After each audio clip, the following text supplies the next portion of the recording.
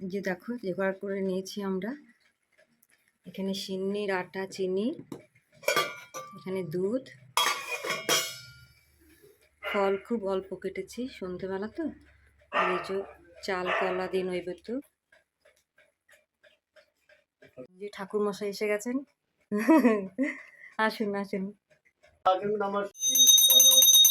নারায়ণ খগপতি আরোহণ শঙ্কচক্র গদা পদ্মধারী চতুর্থে বন্দিবে হর ভস্মভূষা দিগম্বর ভাই গালেন্দু পদ্মে পদ্মালয়ে শুভে সর্বত্র পাইমাং দেবী মহালক্ষ্মী নমস্তুতে এষ সগন্ধ পুষ্পাঞ্জলি শ্রী মহালক্ষ্মী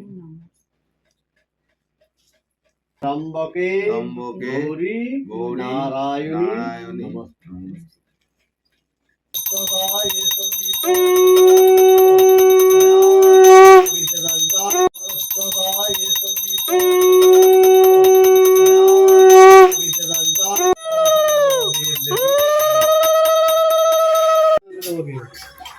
এরপর পুজো হয়ে গেলে ঠাকুরমশাই আমার হাতে নারায়ণে তুলসী দিলেন, আর আমি ঠাকুরমশাইয়ের যে ভুজি দিয়েছিলাম সেটা দিয়ে দিলাম।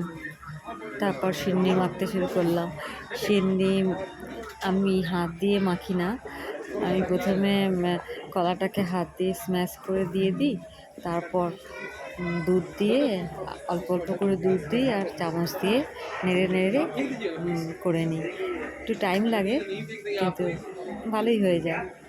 তারপর শশা কুচি, নারকেল কুচি আর কিছুটা নারকেল কোড়া দিয়ে আবার চামচ দিয়ে মিশিয়ে রেডি করে ফেললাম।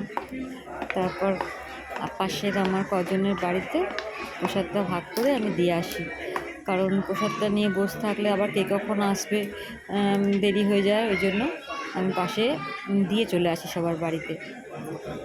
এই যে আমার প্রসাদ রেডি।